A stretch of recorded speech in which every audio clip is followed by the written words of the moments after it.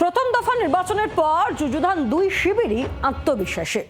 অমিত শাহ তিনি যখন একেবারে বলছেন যে 110-এর বেশি আসনে এই 152-এর মধ্যে জয় পাবে বিজেপি, এখানেই শেষ নয়। তিনি বলেন যে অঙ্গ বঙ্গ কলিঙ্গে বিজেপি শাসন করবে, বাংলার ভূমিপুত্রই হবে মুখ্যমন্ত্রী। সাংবাদিক বৈঠকে আত্মবিশ্বাসী শাহ।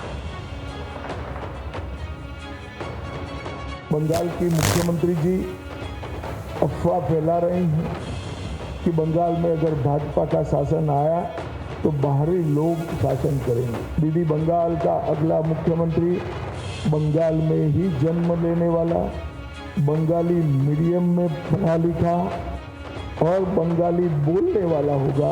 इतना ही है कि आपका भतीजा नहीं होगा, वो भारतीय जनता पार्टी का कार्यकर्ता होगा। अगली सरकार बंगाल के ही भारतीय जनता पार्टी के कार्यकर्ता ने बनानी है। কথা বলবো মৌমিতা চক্রবর্তী আমাদের সঙ্গে রয়েছেন টেলিফোনের প্রতিনিধি। মৌমিতা, প্রথম দফা নির্বাচনের পর একেবারে আত্মবিশ্বাসে ভরপুর বিজেপি এবং তা স্পষ্ট সার বক্তব্যে। দেখো, মুখ্যমন্ত্রী কেমন হতে চলেছে, বাংলা কেমন মুখ্যমন্ত্রী পেতে চলেছে, সেই বক্তব্যেরও তিনি উত্তর দিয়েছেন।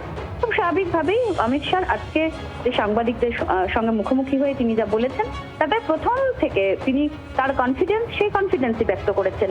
110টিরও বেশি আসন পাওয়ার কথা তিনি যেমন বলেছেন, তেমনই মুখ্যমন্ত্রী হতে চলেছেন বাংলা থেকে এবং বাঙালি মিডিয়ামে পড়েছেন, বেঙ্গলি মিডিয়ামে পড়াশোনা করা, বাংলা মিডিয়ামে পড়াশোনা করা মুখ্যমন্ত্রী চলেছে বিজেপির তরফ থেকে, সে কথাও তিনি বলেছেন। কোথাও একটা গিয়ে যে ধরনের ন্যারেটিভ তৈরি করার চেষ্টা করা হচ্ছিল যে বিজেপি তারা বহিরাগতদের নিয়ে বেশি মাতামাতি করেন, বিজেপি বাংলার অস্মিতা বাংলার সংস্কৃতির সঙ্গে ততটা পরিচিত নন, তার একটা কাউন্টার কিন্তু বাংলার আগামী দিনের মুখ্যমন্ত্রী বিজেপি সরকার গড়লে কেমন হতে চলেছেন তার উত্তরের মধ্যে দিয়ে বলছিলেন।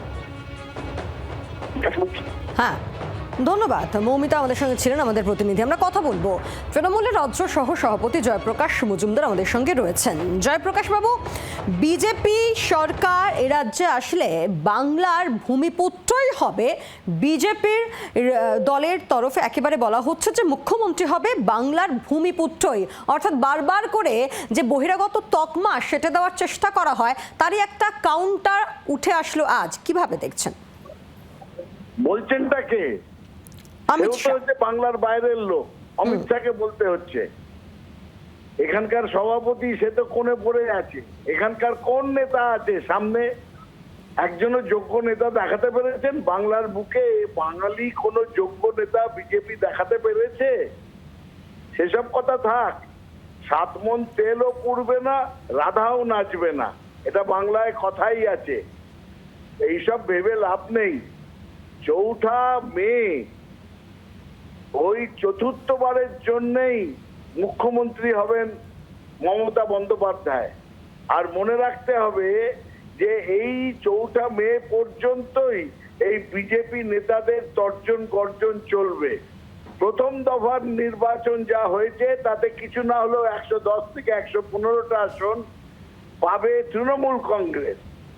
এইসব বিজেপির স্বপ্নের পোলাওয়ে ঘি ঢালা এসব পুরনো অভ্যেস, ট্যাক্স লাগে না, তাই জন্যই অমিত শাহ বলেন। আমি আবার আপনাদের বলছি, 2021-এর শেষ দফার যখন ইলেকশন হলো 28শে এপ্রিল, অমিত শাহ বলেছিলেন আগলাবাদ 200 পারের গল্প শুনিয়ে 200-র বেশি আসন নিয়ে আমরা প্রচন্ড বহুমত নিয়ে আমরা সরকার করব।